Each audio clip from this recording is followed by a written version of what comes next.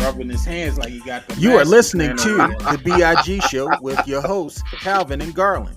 The B.I.G show is a weekly breakdown of the sports world from a fan's perspective. Here are your hosts, Calvin and Garland. It is the big show. Yeah, y'all just missed my man over there with the master plan. Nah, man, my paws were a little chilly and I was just rubbing this. I got the air on where I record up in the loft, which is the third floor of the home, and I had to cut the air on up here because it gets hot.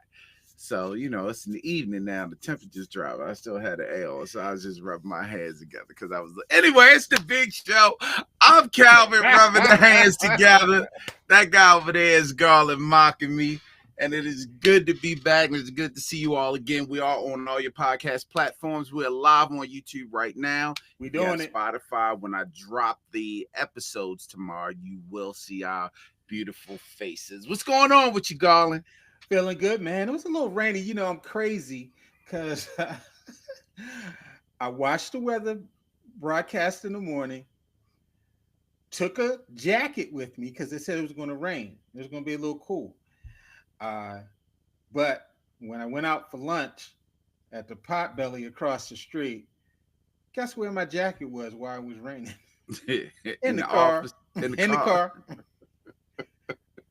I left my hat I didn't even think about putting my hat on. I left my hat in the office.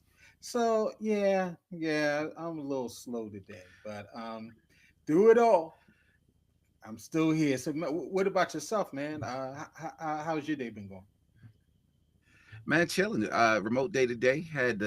Needed the plumber to come over. There's a leak in the basement, so he came over and fixed that. And he cleaned out my fucking lint trap thing from the dry, on the outside. He cleaned that out for me. I was like, that's what's up. You know what I mean? So yeah, man. Other than that, how valuable that is, man. Exactly. When you becoming a homeowner, boy, these things. Because I'd have had to climb up there on the ladder and dig my hand in that motherfucker. Although I do have a vacuum, a little vacuum. Your hand wasn't gonna do nothing for that. Your hand be all stuck up in there. Katrina calling around. How about that? I was stuck in the vent, y'all. That's why I bought coming to the game tonight. I had one arm hanging and shit. I've been slipped off the ladder and everything. Right. So I'm glad he came and did the shit. Leave it to the professionals. I've gotten to the age now where I leave it to the professionals. I'll never forget one day I was still cutting my grass. This was years ago when we first moved here to Hartford Estates. And I was cutting the grass, man. It was just walking up and down. I had a push mower. And my next door neighbor, he had a lawn service. Man, them boys pulled up, backed them little joints off. Boop, boop, boop. They was done in about 15 minutes. I hadn't even done half the lawn yet. I still had at least another hour to go. It was that day I said I will sacrifice lunch for the summer and spring to pay for somebody to cut my grass because I'm spending significant time out here walking up and down this hill. Man, I'm paying for all that shit. I think I had a a year or so ago, mad that where the little niggas at that shovel the snow and shit. I don't even be out no more. I'm trying to spend the money. I shovel, but I don't like it. I got a snowblower, but I ain't used it in a decade. I need to buy a snowblower, but then I feel like it might not be a good investment because I don't really have that much snow to blow, but I just don't feel like shoveling, cutting, none of that shit. See, and our boy Jay, he got his own lawn company and shit. That's right. I mean, we be pushing a little lawnmower and shit. I was like, yo, it's broke. He went to take it to get fixed. He said, in the meantime, I'll cut the grass. He come over on this little ride and shit. Zoop, zoop, zoop. Right. Man, it take us like an hour and a half, 2 hours to finish. He'd be 30 minutes. He'd be like, all right, yo. I see him driving back down. It take him longer to unload and then load back up than it does to actually cut the grass and shit. How come he's not sponsoring B.I.G? It's so funny you said that because this nigga looked at me while we was at college game yesterday. It was like, y'all need a sponsor. I should have been like, yeah, sponsor us. Yeah, sponsor us, yo. What you doing? I I even think it just hit me. Like, we give you a couple commercials on here and be like, we'll write the script and read it. We'll talk about the NFL right after we come back, and then he could be like, if your lawn look like shit, call me because I'm legit. Not doing like that. Oh, you the legit shit guy that exactly. Let's not do him like that. The Big Show. It's the Big Show, sponsored by Jay's Lawn Care. Call him anytime. If your shit too high, don't ask why. Call my man Jay, and he'll stop by. Right. That's what we need to do. Jay, we'll talk about this soon. We're gonna talk. We'll holler at you. We'll holler at you real soon. Man, we're gonna get into this, man. We're gonna kind of talk a little. Hey, somebody in our crew said we don't talk enough baseball. So we're gonna talk a little baseball today, talk about the Orioles, give them their final report card. It's coming up on the end of the season. They got about 12 games left starting tonight. We're gonna talk a little NFL. There's a lot of 0-2 teams out here. And the numbers say you 0-2. It's hard to make the playoffs. So we're going to run through these teams and see who's going to make the playoffs. There's a big injury in the AFC, Joe Burrow. We're going to talk a little bit about that and that impact. Also, some news came out, which was kind of a little crazy about Shedeur Sanders and the Ravens. Definitely going to touch on that. But, man, we got to go ahead and start off with Redemption Sunday, the opening home game celebrating the team's 30th anniversary of the franchise move to Baltimore saw the Ravens beat the Cleveland Browns 41-17 in front of a sold-out M&T Bank crowd. Lamar was 19 for 29 for 225, 4 touchdowns with passes to Tez Walker for 2 touchdowns, Tylen Wallace for 1, and DeAndre Hopkins for 1. As a matter of fact, he should have had another Jackson 5 because Hopkins had a touchdown early in the game, but they will lose down at the 1, and so that's crazy. Zay Flowers, he led the receivers with 7 receptions for 75 yards. The Ravens defense, they rebounded from a rough week 1 loss to the Bills, led by Roquan Smith's 15 total tackles, 8 of them were solo, and he had a scoop and score. 2 team sacks and 1 interception. The Browns offense didn't mount much of a challenge to the Ravens. And so one of the things that we saw in this game, Calvin, was Derrick Henry didn't have a big game. After having this big game with 100-plus yards in the first game, and he's pretty much been beasting since he's been with the Ravens. The Browns have kind of had him locked up. He struggled in games against the Browns. I don't think he's had over 100 yards as a Raven, and this will make the third game that he's played as a Raven against the Browns. And so, and also they had some particular challenges trying to score inside the 10-yard line after that play with DeAndre Hopkins down at the 1. They could not get it in, wound up kicking the field goal. Is there any concerns coming out this game that you saw? First, let's start with the positives. What's some of the good things that you saw on Sunday? And, club level, Cal, that's who he is during football season. He was at the game, and so he's going to be giving us a club level perspective that us people watching on TV at home don't necessarily get. So I want to turn it over to you, club level Cal. Which is wild because when I'm at the game, I'm always texting the group like, what y'all see? Right, what y'all see? Here, what they say on TV, because here, this is what we saw. So what y'all see? It's because he's eating shrimp he don't necessarily see all the action. Anyway, man, you forgot to mention the pump block. The pump block actually and the pump block around. Pump block turned the game around because they were moving pretty lethargic after that. Both defenses were stopping in. Good things I saw. Tez Walker, 2 touchdowns. He only has 3 receptions in his Ravens career, and all 3 were touchdowns. And I happened to be there for all 3. We were all there for the one in New York, if you remember last year. I do remember. So he has 3. Tylen Wallace, reception touchdown. The reason I say they're good things is because you think about your Zays, your Rashad Batemans, your Mark Andrews, your Isaiah Likeleys, even though he was hurt. But you don't think about guys like Tez. You don't think about guys like Tylen Wallace. They're contributing. DeAndre Hopkins, 2 more amazing catches. And yes, one should have been a his first touchdown. The other one they couldn't take away from him because he was halfway in the end zone. Some other good things. the Browns absolutely said, if you're going to beat us, you're going to have to beat us in the air. You are not beating us on the ground today. Definitely. And Lamar and Todd Monken said, hold my beer. And they did. Lamar didn't even rush for many yards. I mean, they just. I think he only ran one time. And what it did was it made Lamar the leading passer in NFL history, the leading passer rating. Let me clarify that for y'all. Be like, he ain't got that many. The highest passer rating in NFL history. There you go. Good things. The Harbaugh, his decisions didn't kill us. Right. And the team banded. Oh, another good thing. I'm going to go ahead and apologize because I know the rest of y'all won't admit it.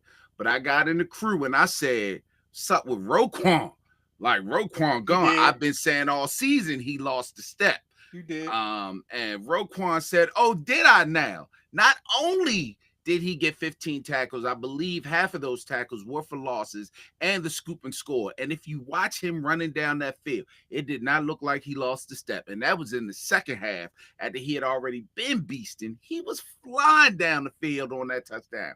And they tried to take it away from him. They tried to say Joe's knee was down. Right. He was out there yelling, please don't take that away from him. And they didn't. So those are some of the good things that I saw. Yeah, I agree with you. I think we have to give the Browns defense more credit. Oh, like you said, they really Jim Schwartz, Mount St. Joe alum. I said in past podcasts that they played football with him a couple years when I was at St. Joe. They've really been geared to stop the run. The 2 games last year, this game this year, like you said, they want Lamar to beat them through the air, and I'm glad that they finally got that message and they decided to go ahead and open up and start throwing the ball more.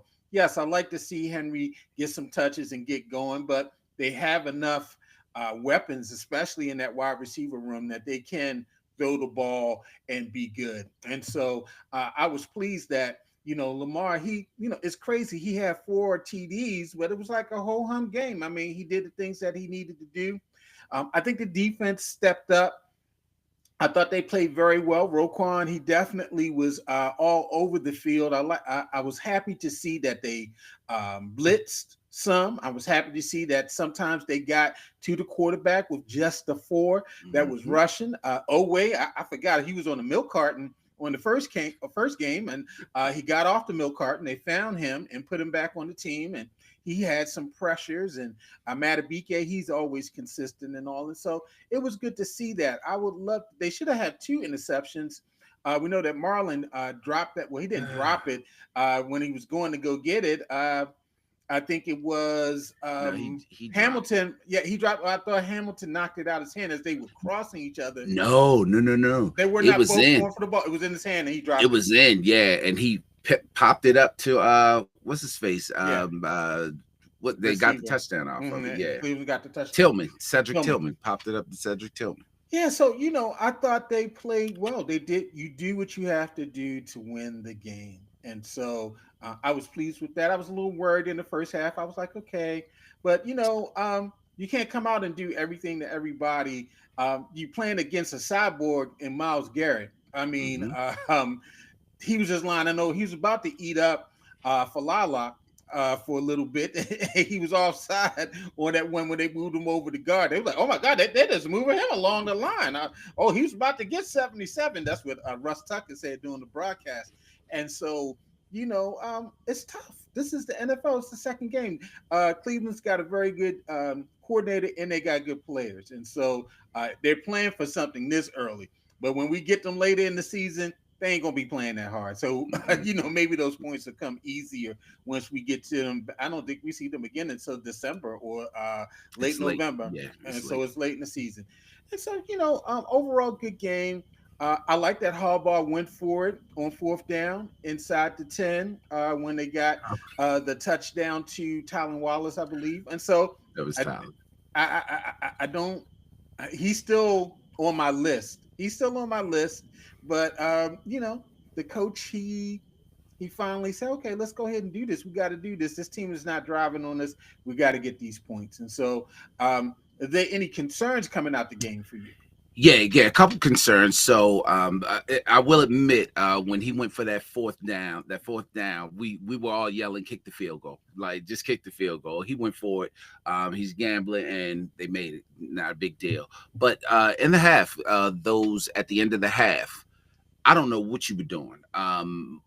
It was so confusing. It was like you should have just kneeled on the ball and let the half run out, but you decided to run 3 plays. And when you didn't make it first down on the last play, on the third play, of course, the Browns are going to call a timeout so they can get some points. So then you line up for that little dumb Mark Andrews, but you don't take it, and it's just everything was so confusing. It was just like, what are you doing? What are you doing, John? So every now and then in that game, John did some things that were just kind of like, whoa, what are you doing? The play calling, where they did have to kick the field goal after the DeAndre Hopkins, the play calling was terrible. Although Mark Andrews did catch that touchdown. Yeah, the guy punched it out. He had 2 feet down. He moved. He made a football move. He was going down, and the guy punched it out. And that's the problem. You shouldn't have to count that it's going down. Right. All the ball has to do is break the plane. He caught the ball 2 feet down. Everything after that should just be a wash. But I understand he didn't go down to the ground. He didn't complete the catch. Football, complete, because he was going down. But still, it got on my nerves. Another concern. Derrick Henry did fumble again. Yes. So got punched it out. Yeah, it was it was kept kind of quiet, but that is his second fumble in 2 games. So we want to watch that. Kyle Van Noy went out with an injury. Saw that hamstring. Yeah, so hopefully it doesn't. He's older. Hopefully he'll be ready for Monday night. He may not be. Marlon went out with an injury. Rashaan Ali is in concussion protocol. Yeah. Just a couple smaller things like that. Jai Alexander, I don't know if it's a concern, but he did not suit up. I don't know if he was still injured from the summer. They're saying that he's not able to practice because of the knee. So so why did we even have him in the game? Exactly. He wasn't practicing, and so I think they got a little wise on the second one. We're finally going to see Keaton Mitchell on Monday night. If Ali doesn't come out of concussion protocol by that time, he won't. And so we're probably, and I was saying to someone today, that shows you how many weapons that the Ravens have, that they can have a healthy scratch with Keaton Mitchell for 2 games. Absolutely. This was a guy who was a major contributor 2 seasons ago. Absolutely. And so one of the reasons why we also thought that they could have beaten the Kansas City Chiefs had he been healthy. But man, the weapons are so, and we've been talking about this leading up to the season, how many different weapons they have.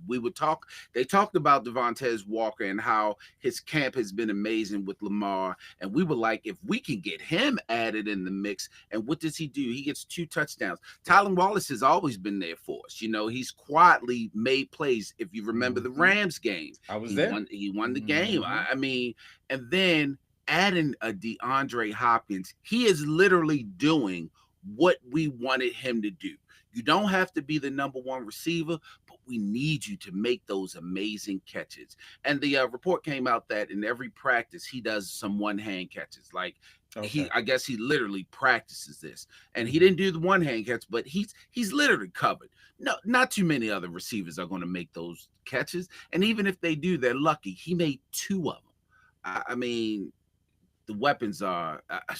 You cannot have Derrick Henry have a good game. And let me back up. You can have Derrick Henry have a bad game because they shut him down. You can have Lamar not run well at all and still put up 41 points. Well, I'll take 6 back because one of those was a defensive touchdown, but still put up 35 points. Right. You count the earlier, what should have been a touchdown for D Hop. Okay. That's 48 points right there. So, yeah. Well, 54, because I still think Mark Andrews had a touchdown. 54 points. Yeah, so all around good game. Good test coming up on Monday. But I'm sorry. One more bad thing. I'm sorry. Yeah. The special teams coverage got better, but I have no idea what they're practicing with Tyler Loop. Like, yeah, that kickoff. Maybe they need to let the punter go ahead and do that kickoff, because this is the second straight game that he's had an illegal procedure kick on that kickoff. He's not kicking it into the zone. So that's something. Or just let them boom it through the end zone and go ahead and let them have it at the 35. Yeah, if that's the case, because this, they're getting it at the 40. I'd rather they have it at the 30 or the 35 as opposed to the 40. Yeah. So yeah. Now it's funny. Before this game, erroneous report came out, and Shedeur Sanders, he tells the Ravens, "Nah, I'm good." So according to Adam Schefter, the Ravens were planning to draft Shedeur Sanders. Imagine that. My head would have busted off of his shoulders. Imagine if that happened. Anyway, the Ravens were planning to draft Shedeur Sanders in the 5th round with the 141 pick. But before they could turn in the card, the former Colorado star let it be known to Baltimore that he didn't want to be on a roster with Lamar Jackson, where he wouldn't have a chance to play anytime soon. Sanders knew that Jackson, a 2-time MVP and one of the top players in the league, was not going to be losing his job as Baltimore starting quarterback in the near future. You're damn right. So the message was conveyed to the Ravens that Sanders did not want to be drafted by Baltimore and preferred to end up in a place where he might have a better chance to play sooner. The Ravens instead drafted offensive lineman Carson Vincent with the 141st pick. And so was this a wise choice by Sanders? And this is the first, Calvin, that I've ever heard of a person that's a 5th round pick tell a Super Bowl contending team that I don't want to play for you. And even before you answer, and even to take it back, his daddy, Coach Prime, I'm not calling him subprime this year. His daddy, when his daddy was talking about he was going to control what teams Shedeur was going to, Baltimore was one of the teams that he named that he wanted his son to go play. Mm-hmm. So where did this come from, Calvin, this choice? And was this a wise choice by Sanders? Well, first of all, you said 5th round pick, but he's not a normal 5th round pick. He has his jersey. He has his jersey retired. His jersey is retired in Colorado. Is Cordell Stewart's jersey retired? He has his jersey. He's not a normal 5th round pick. His daddy He's a legend. His daddy retired his jersey. Man, they've been nothing but 2 big players at Colorado, Cordell Stewart, and we ain't even talking about Travis Hunter. He won the Heisman. Come on, man. Let me. So, first of all, let me shout out to the Ravens, because the one thing the Ravens will do is not throw your business out there. You never heard the Ravens talk about that. Right. So shout out to them for giving the young man what he wanted by not drafting him and not saying anything about it, just keeping it moving. He said he may not have had a chance to play. He would have played Sunday after they blew out his now team. I mean, he's probably on the sideline. He would have been the 2nd string quarterback here. He'd have been 2nd string. He probably on the sideline looking over and been like, "Damn, I could have been over there." Right. But in this day age of NIL, we're making these young players more valuable to themselves than they really are to the next level. Again, and I'm joking about his jersey being retired, but I'm not joking about his jersey being retired. To have your jersey retired, to be the first and only athlete to have your jersey retired at a major Division I college in 2025 has to blow his head up bigger than what it already was, because again, he's not even the Heisman Trophy winner. But again, and I'm going to give Shedeur some credit too, because when they asked him about it, he basically was like, "I'm here now. I'm moving on. Like, I don't want to talk about it." He basically should have said, "Yeah, I said that shit." Yeah, it wasn't. I don't think it was the best career move for him. Yeah, he may get to start a lot earlier, but who are you starting for? You could be learning behind uh, Todd Monken. You could be learning football behind the Lamar Jackson. You could be learning class and how to carry yourself behind the Derrick Henry organization. Derrick Henry. You could be learning how to prepare your body behind the Derrick Henry. You could be learning how to prepare for the field and being fierce from a Roquan Smith. I mean, you got guys on this team that could literally cultivate your career. Right. I don't think it was the wisest career decision. It was probably the best starting decision, but not the wisest career decision.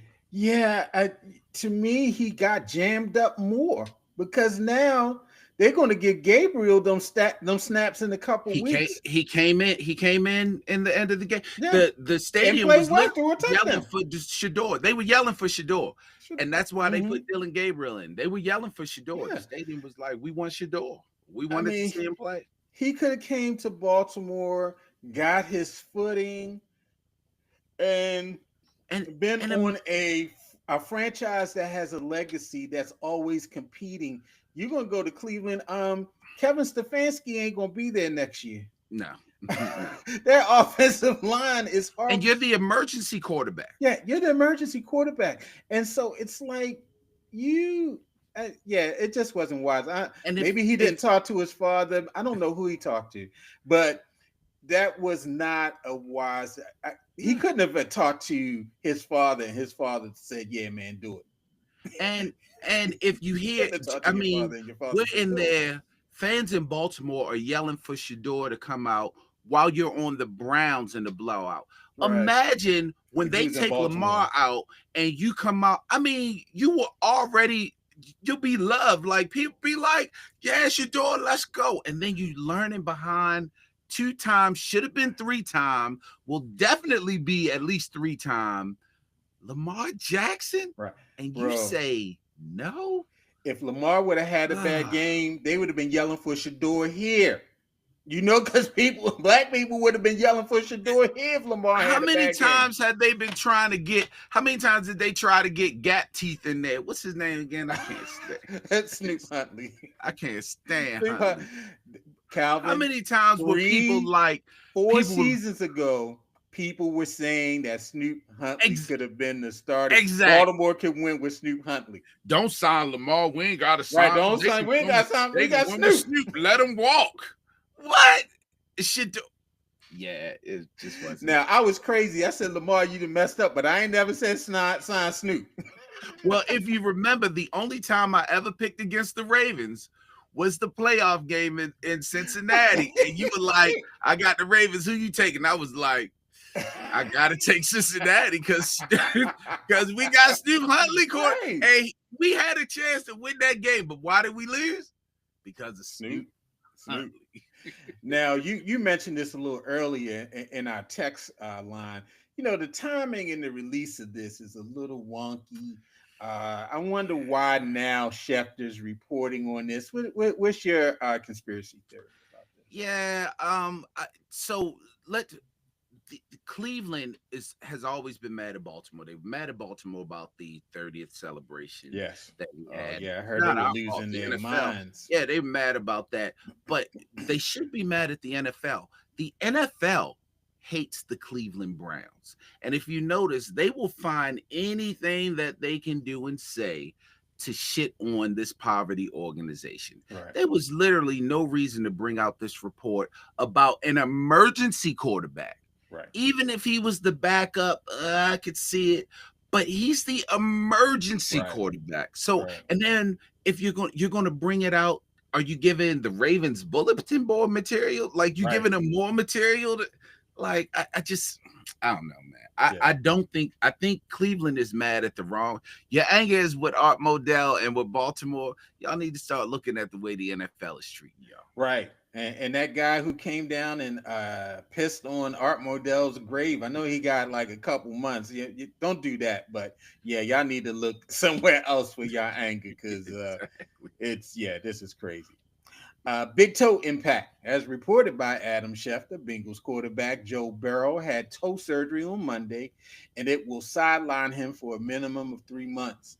Burrow suffered the turf toe injury in the first half of Cincinnati's game Sunday against the Jacksonville Jaguars, with Burrow sidelined for the majority of the season.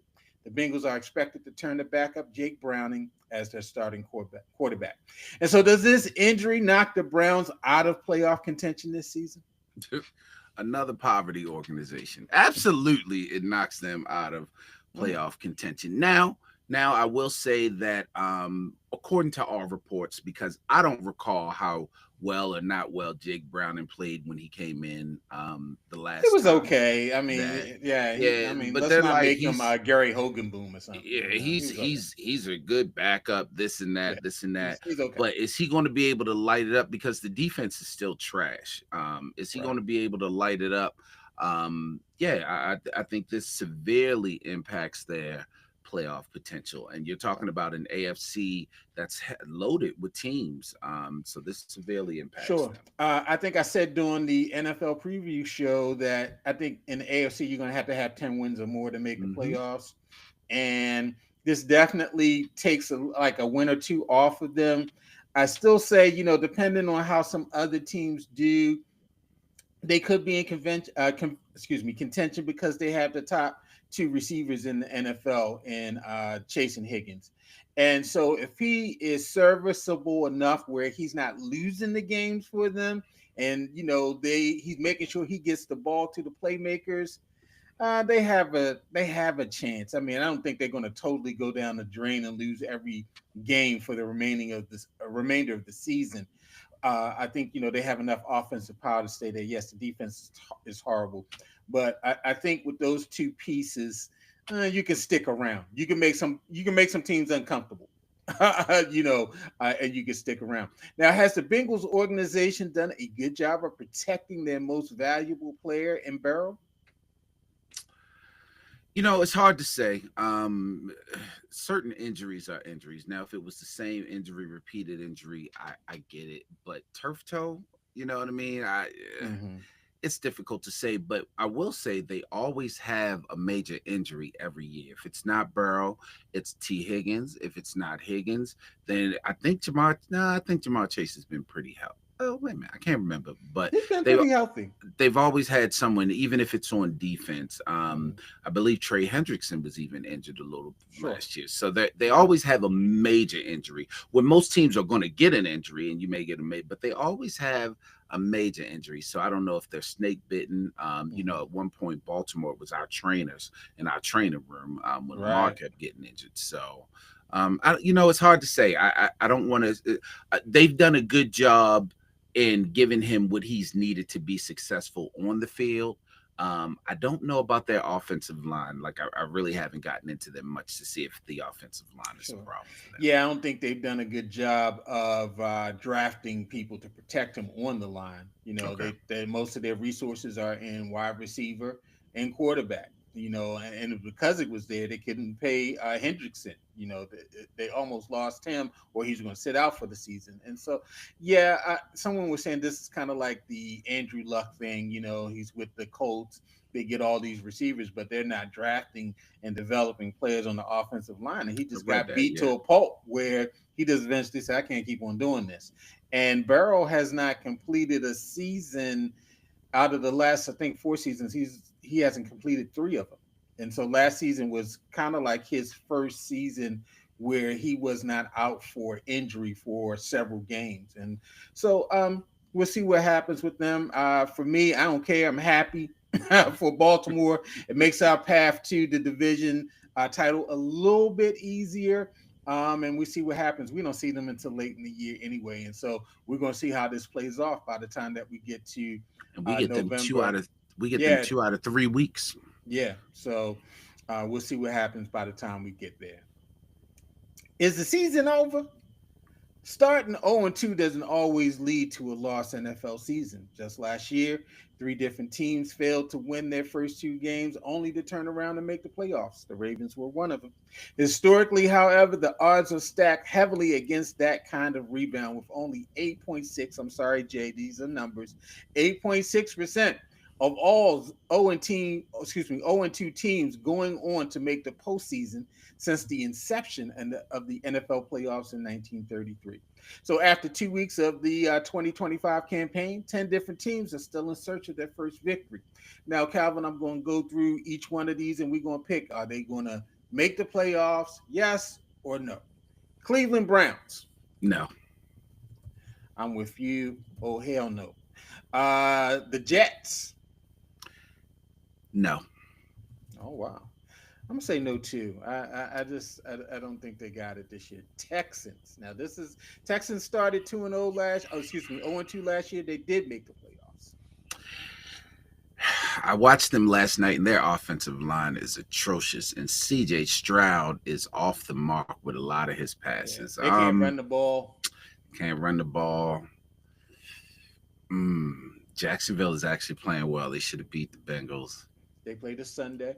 Jacksonville and Texas. I'm going to say no. The Texans do not make the playoffs. No, yeah, and I think I have them in the playoffs in my predictions. I'm going to stick with them. I'm going to say yes. I don't have them. You don't? Oh, I do have them. I have them winning the South. Yeah. Okay. Yeah, I don't trust the South. I know the Colts have started off well. I think they're going to come back to earth soon. Tennessee, they're rebuilding. And the Jaguars is all dependent on Trevor Lawrence, and the coach is not too happy with him right now. And I'm not quite sure where they're going to end up. I think the Texans could make the playoffs. The Dolphins. No.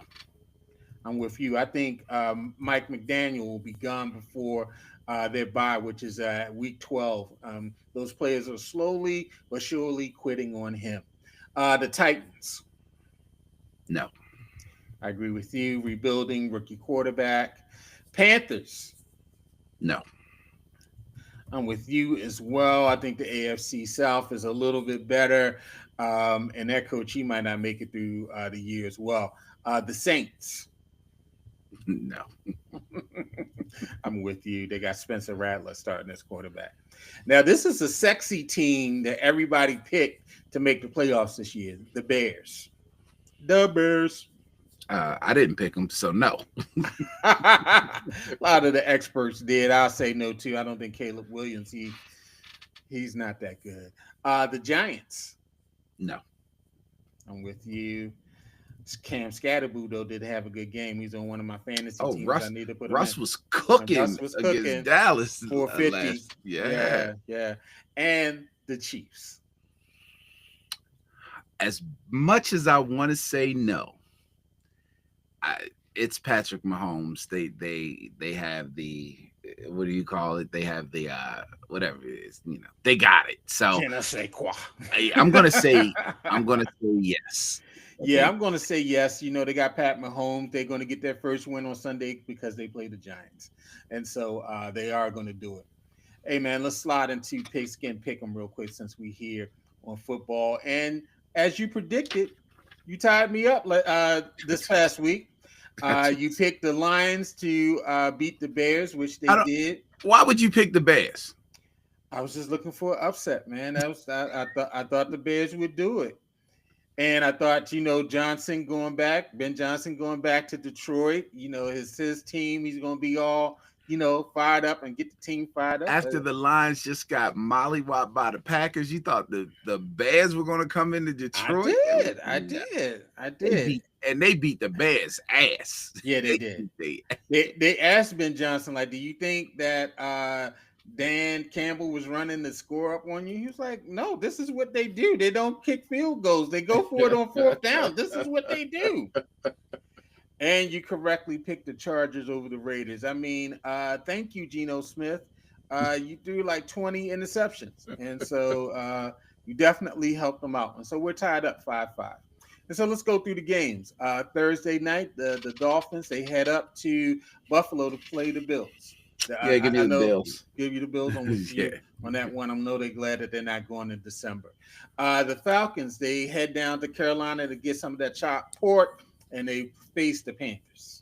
Taking the ATL. I'm taking the Falcons as well. The Pack, they're heading to Cleveland to get another win. Facing the Browns. Give me Green Bay. Now this is going to be a good game. Texans versus Jaguars, AFC South. Texans are going to Jacksonville, going to Duval. I'm taking Jacksonville. All right. I'm taking Jags as well. Bengals, they head up to Minnesota. JJ McCarthy, he's out for the next 2 to 4 weeks. Ankle issues. Bengals, you got Jake Browning starting. They're heading up to Minnesota. Yeah, we got the backup bowl. We got the LSU bowl, the LSU receiver bowl between Jamar and Justin Jefferson. The gritty bowl, whatever you want to call it. I'm taking the Vikings. Ooh, okay. We're gonna split on this one. I'm taking the Bengals. All right, Steelers. they looked bad last week. They are taking on the Patriots up in Foxborough.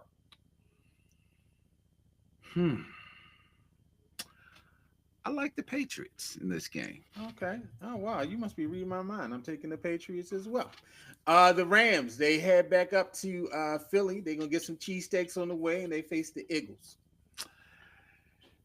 Everything inside of me is telling me to take the Rams, but I'm going to go ahead and take Philly. I'm taking Philly on this. I thought the same thing as well, but Philly at home. You can't beat that.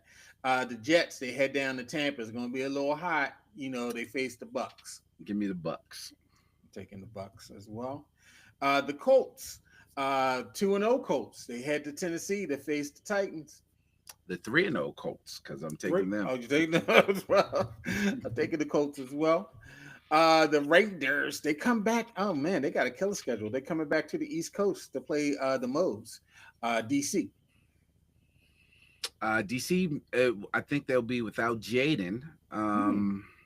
Their defense isn't playing that well. Oh, West Coast coming east. Well, they're not quite West Coast because they're Vegas. Not quite West Coast. I mean, Western time. Give me the Raiders. All right, we split on this game. I'm going to take the Moes.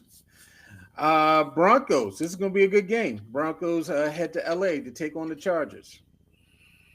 It is going to be a good game. I think the Broncos should be 2-0 as well. They got robbed illegal procedure on the field goal kick that the kicker missed, gave him another chance in the end.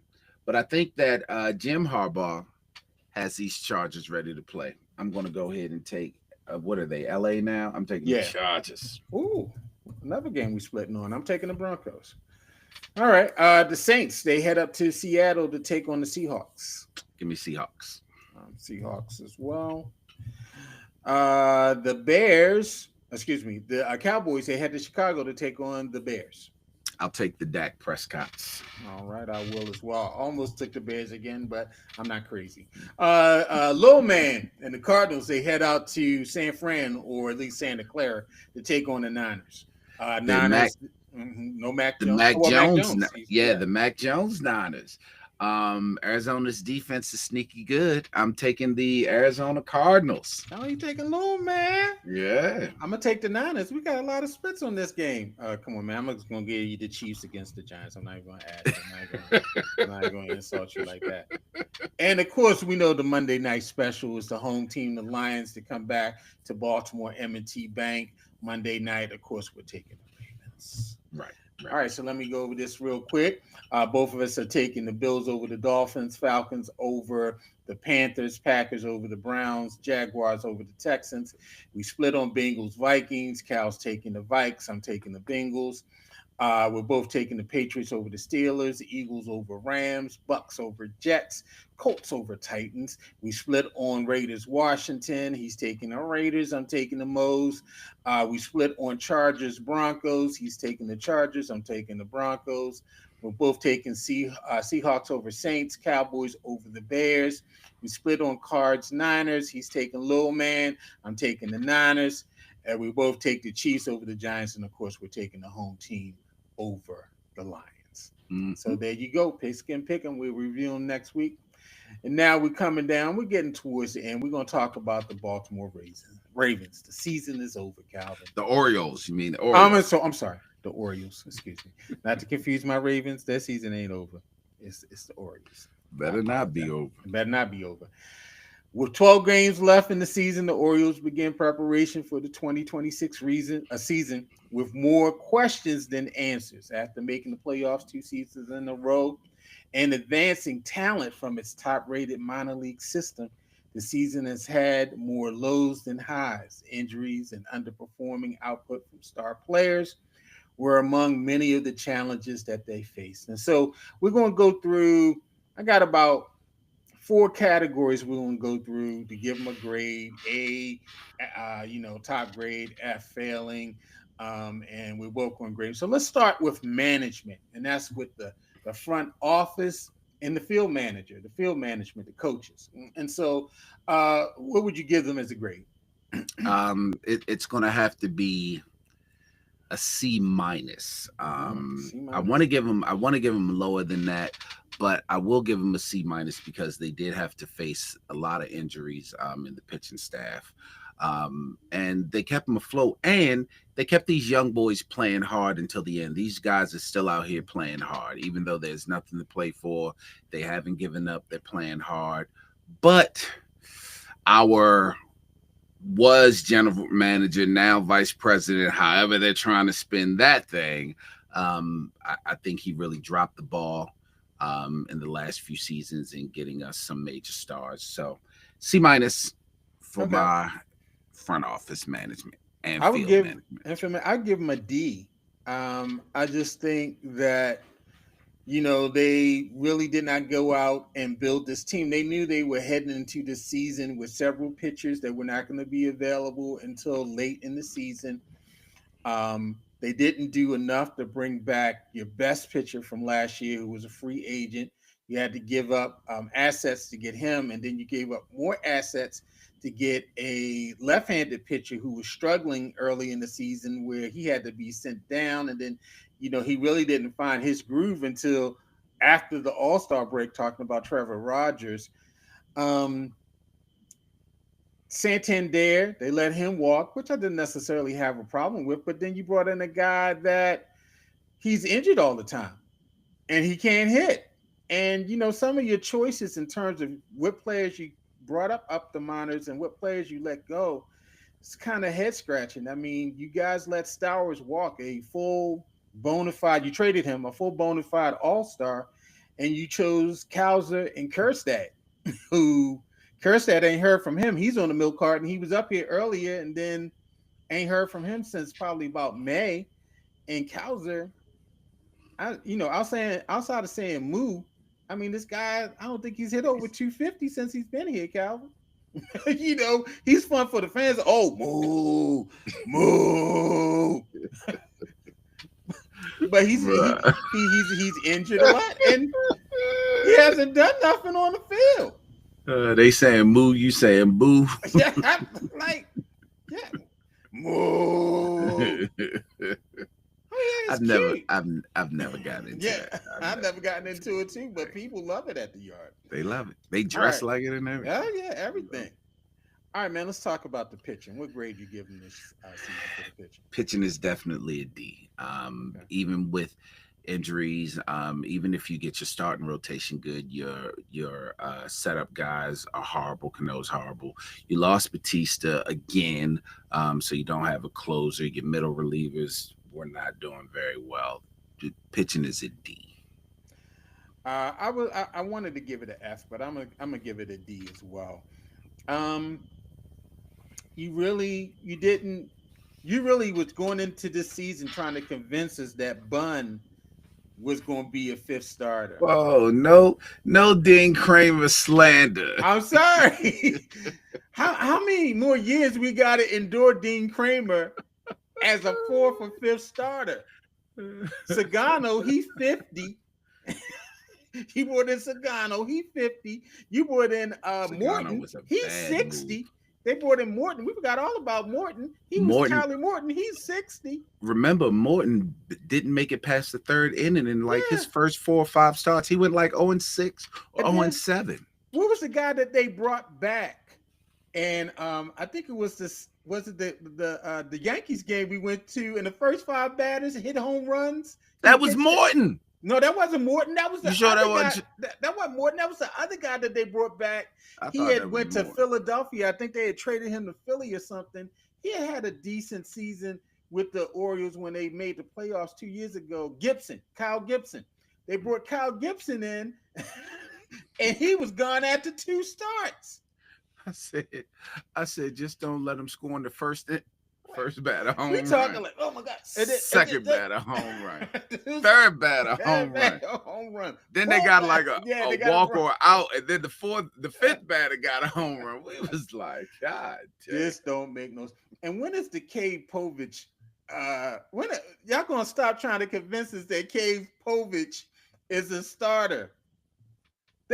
Calvin, they be trying to convince us that these guys that can't pitch. Cave Povich is a home run machine. If Yanni Cano is on the team next season, I need a full refund. I need a full fucking. They're trying to convince us that Aiken is a top left-hander in the bullpen. Okay, all right then. But no Dean Kramer slander. Anyway, what you think about the hitting? What grade would you give that? I wanted the hitting to be better.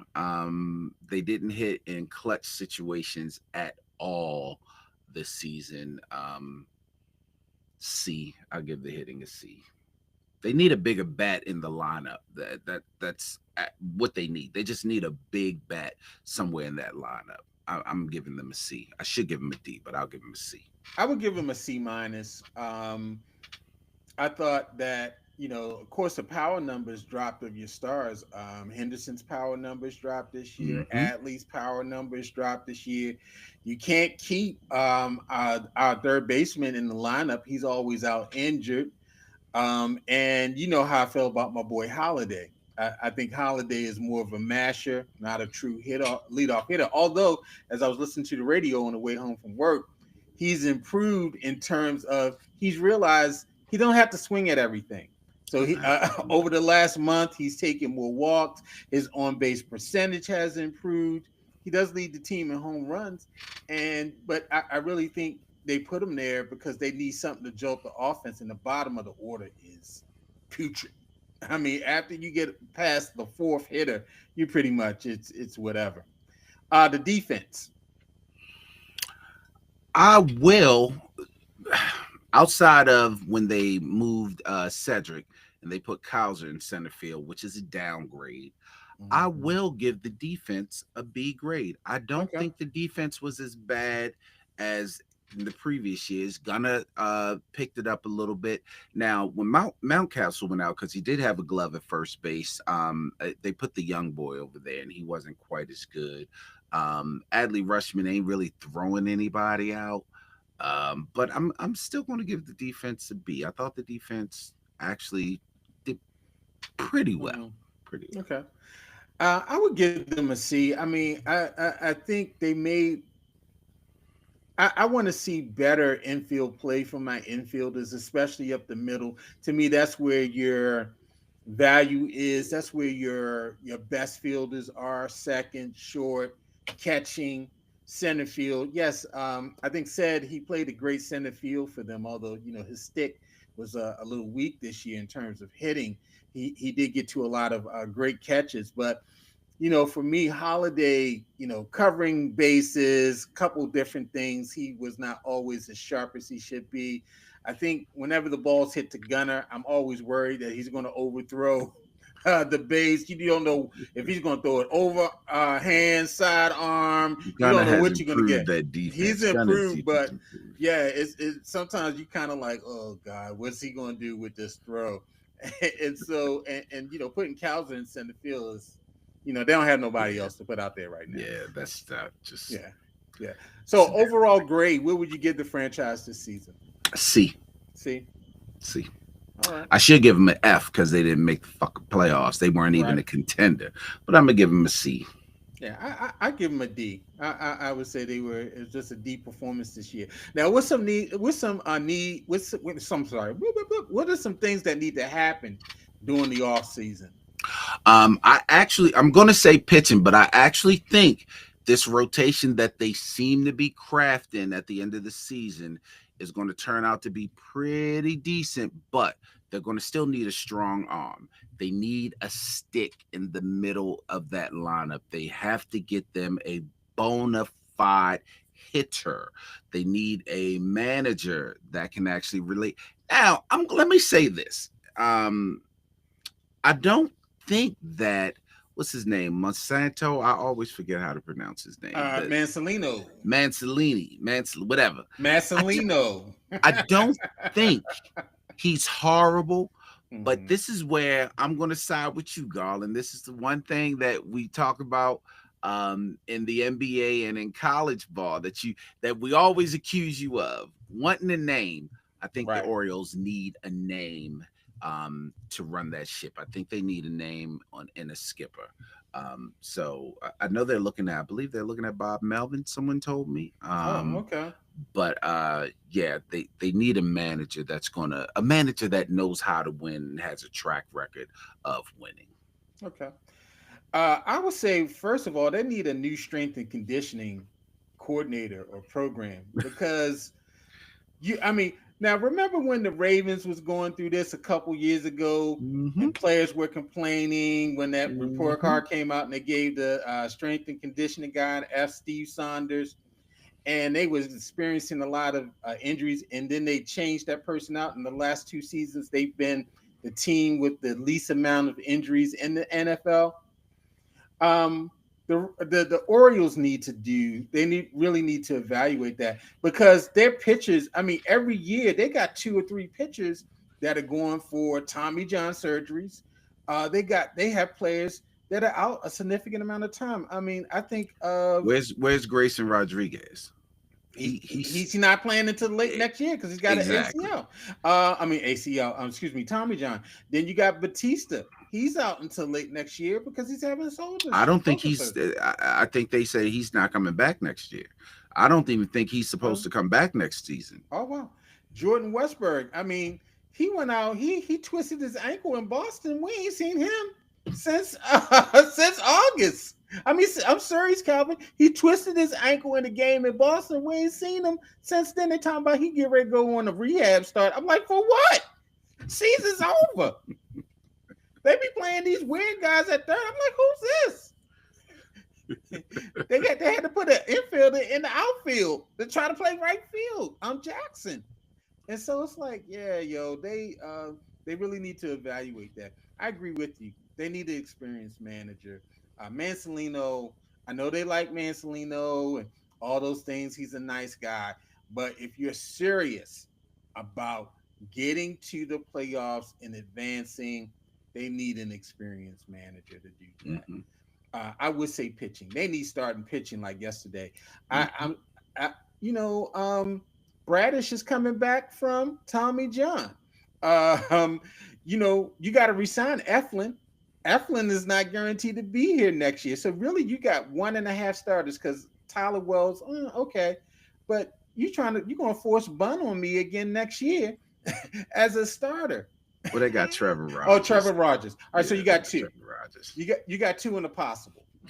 Okay, that's a terrible hand in spades. So right now that's what the Orioles have. They got 2 in the possible. And that's not good. You going into the AL East facing the Yankees, the Blue Jays, and the Rays. That's heavy. That's heavy. And the Red Sox. Right and I'm sorry, I left out the Red Sox.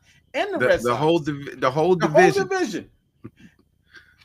division. So yeah, you need to load up on some pitchers. I agree. They need a power bat. O'Neill was not it. No. They need a power bat. Someone that you can consistently brings fear in that lineup that can drive in runs. They don't have that right now. And I think they need a leadoff hitter. I think they need somebody who can just get on base, who's a a trendsetter in terms of getting on base. They can manufacture some runs. I love Holiday. I have Holiday shirt. I know I get a lot of grief in the crew about Holiday and all. They were all on me at the game the last week when we went. Like, there go your boy Holiday. Everything Holiday did, it was my boy. Yes, I understand. Holiday had an excellent series against the Yeah, Pirates. he did. He And the did. Dodgers, actually. And He the had a good Dodgers, series he's against been both. playing well for the last month and some change. But to me, I'd love to see him in the third hole. I'd love to see him batting fifth. Protecting your big hitter because he's a guy that's got some pop. And I think put him in that role to pop the ball, and he doesn't have to worry about trying to take walks. I think is really will bring out his skill set. And anything to get Adley Rutschman out that second spot. Yeah, I mean that. Now, what they gonna do with Mayo, Rutschman? You got Basayo up here. To me, Mayo, another farm guy that you brought up, someone in your minor league. Yeah, he catches the ball at first, but his stick is is non-existent. And is Adley your full-time catcher when he comes back? Do you start playing him at first? Does he become like a Schwarber, a Kyle Schwarber that's in Philly, your full-time DH guy? They're gonna have to figure that out. So I think one of the reasons that they sign Sale to long-term, from what I was reading, they want to make him more of the DH first baseman. They don't want him as the everyday catcher, just strictly because of his size. Even though we had Matt Wieters, and Matt Wieters was a big boy too, but strictly because of his size. But this Rutschman experiment rather is going to have to come to an end at some point. Yeah. Let me back up. Maybe he'll improve next year, but he's been steadily going down since like the middle of last season. He's been steadily going down. All right. So, Lil B, there go your baseball talk. Jason, there go your baseball talk. Hopefully you enjoyed it. All right, man. We at the point of the show that everybody loves. Come on, yo. You got come on, yo, for us? I do, man. I actually got a couple, but this is one. Nah, I'm gonna stick with this one.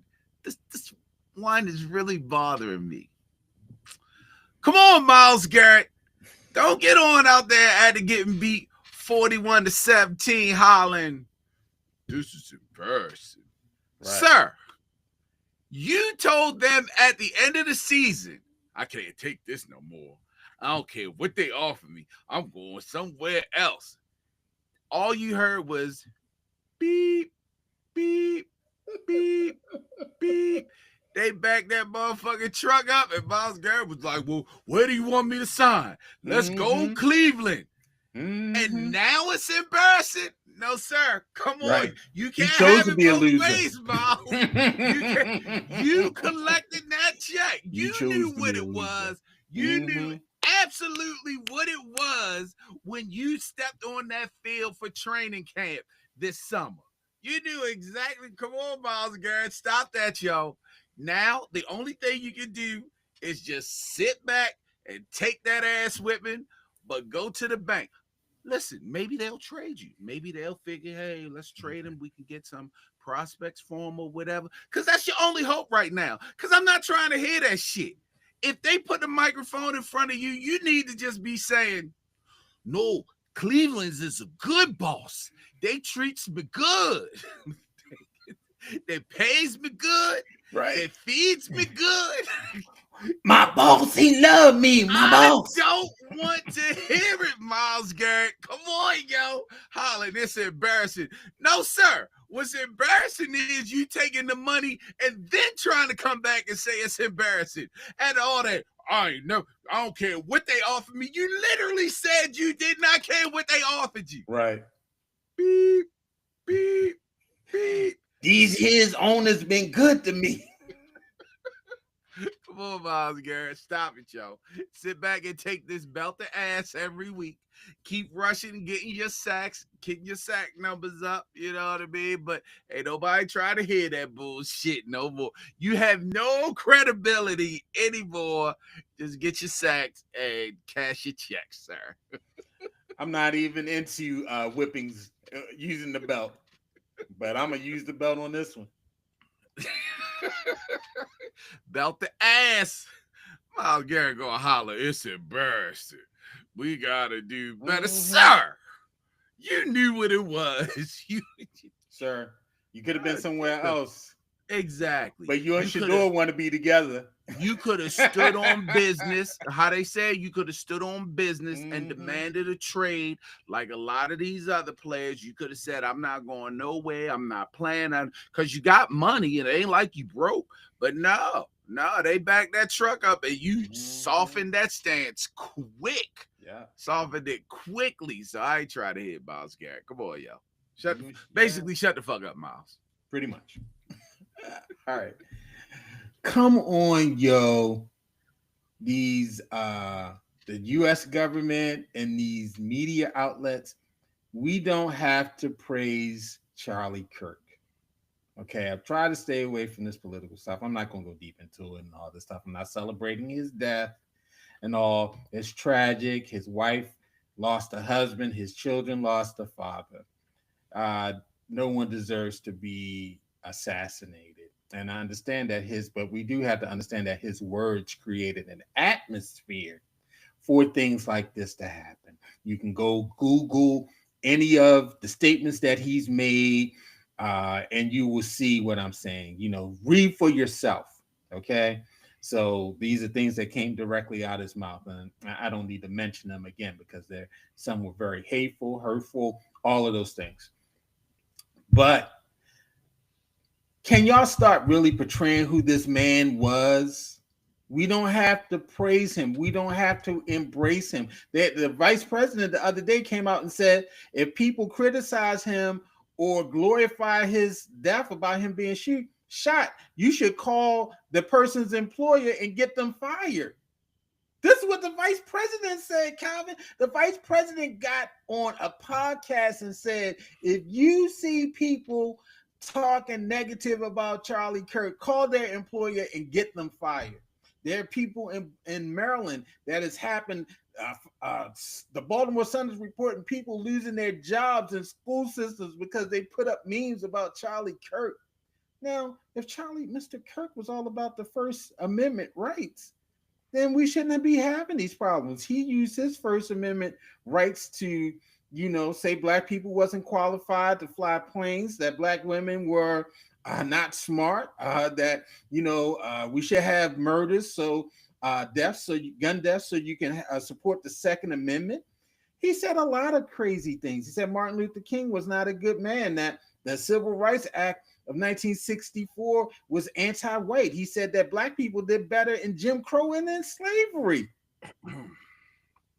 But that was cool. That was his First Amendment right. And he had a right to say all of those asinine things. Leave people alone. But I want the media, y'all be fair. Y'all scared of Trump. Y'all scared to say something. Y'all scared to be balanced and expose this guy because y'all scared that Trump gonna come after y'all. I be watching NBC all day. Oh, they got these glowing stories, New York Times. Oh, Charlie Kirk. But that wasn't, y'all not giving a fair and balanced viewpoint of who Charlie Kirk was because y'all scared of Donald Trump. Y'all scared of these MAGA people and them trying to snatch your funding or mess with your money or don't let you renew your FCC license. You're scared. So come on, y'all. We supposed to have media to be fair and balanced. I mean, if I don't want fair and balanced, I'll go to Fox and watch their news, or ONAN or OAN, or any of these other crazy news outlets.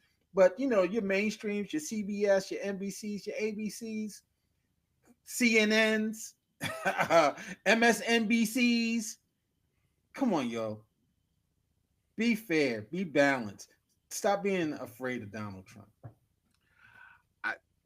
I just find it funny how the left were snowflakes, and now all of a sudden y'all want to be telling because we y'all talking about Charlie Kirk. I'm gonna call your employer. Right. I mean, that's snowflake, and I thought, and I'm gonna try to stay away from it, but I thought, correct me if I'm wrong, please. I thought that when Colin Kaepernick kneeled because of black people being killed by. I thought y'all told us to keep politics out of your sports. Keep politics away from my sports.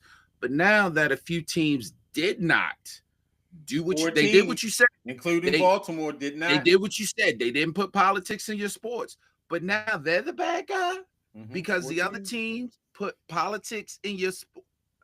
It's confusing me. I'm so confused. They would have burned that stadium down if they put Charlie Kirk up on them big screens. I just don't understand. It just feels hypocritical to me. Just like, now I've heard a couple of these right wing, these MAGA, they're like, there should be at least 50% right wing or 50% conservative professors and teachers at all schools. But the only thing that not bothers me, the only thing I'm confused is, wouldn't that fall under DEI? But I thought y'all ain't want that. Y'all said we don't need any. That's not what we need it. Only when they need it. When they need anyway. Affirmative action is good when it benefits white people. Yeah, I just don't. I don't. This is sports podcast, y'all. I'm sorry. I apologize. Yeah. Come on, Myles Garrett. Watch your mouth, sir. Right. This don't make no sense. This is embarrassing. You wanted them dollars. Did you say it was embarrassing when you was all up in Bank of America? Like, yeah, I'm gonna need can I get big bills on that? All right, cool. Thank you. You see the game Sunday? Yeah, right. That was some bullshit. Yeah, that was some bullshit. Right. Yeah. No, I don't need an envelope. Thank you. Let me count. Right. 100, 200, 300, 400. I'm gonna be a minute. I'm until it might put it right up in that Gucci bag and walk out right in that Louis bag. Hey man, another strong podcast. We are live on YouTube right now. We're on all the podcast platforms, and if you have Spotify, you can actually look in our faces when we're talking about your favorite athletes. You can look at us when we're talking about how horrible Myles Garrett is as a person and how Jaden Daniels is not Lamar Jackson. But I actually like Jaden Daniels, but he's not Lamar Jackson. But yeah, man, so we will be back next week, I'm sure, and I'll be in the lead with the Pigskin Pick'em because I don't know what Garland is out here picking nowadays. Cream rises to the top, baby. That's what he said until I tied it up 5-5. He said that last week. I ain't hear nothing about the cream now. Going up. You literally thought the Bears were going to beat the Lions. I did. This show was produced and written by Calvin Coates and Garland Thomas for All Things Black Productions. That's disrespectful. Follow us on all of your podcast media platforms. I forgot that the Lions are barely out of being a poverty organization themselves. Exactly.